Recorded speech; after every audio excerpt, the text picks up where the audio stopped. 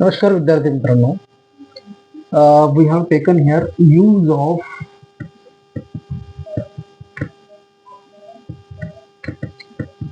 Of to B.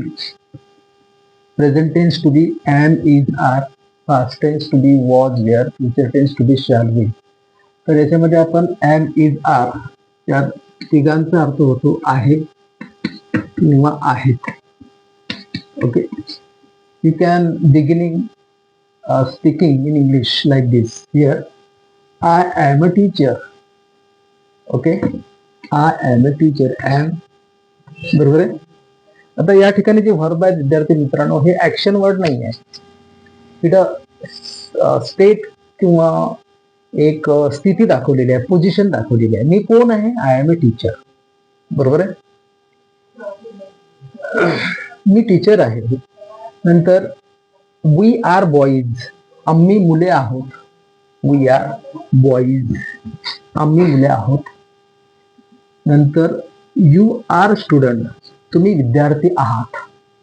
Okay, म्हणजे हे दोन्ही प्लुरल आहेत म्हणून आर आला या ठिकाणी. हे दोन एम इज सिंग्युलर आहे आणि आर प्लुरल आहे.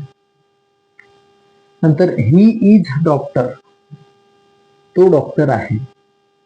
Okay, he is my father, he is my sister असं म्हणतो ना आपण. सी इज अ गर्ल, ती मुलगी आहे. इट इज अ व्हॅन, ते व्हॅन आहे. दे आर प्लेयर, ते खेळाडू आहेत. म्हणजे एम इज आर हे अकॉर्डिंग टू सिंग्युलर म्हणजे एकवचनी करता असेल तर एम इज वापरतो आपण आणि प्लुरल असेल तर आर. ओके, जसं I am a teacher, I am father, I am sister, I am girls, I am student. Okay, I am तुमचं नाव घेऊ शकता तुम्ही. ओके, आणि याच्यामध्ये आणखी तुम्ही सेंटेन्सेस आणखी या ठिकाणी नाउन्स टाकून वाक्य सेंटेन्स वगैरे करू शकता.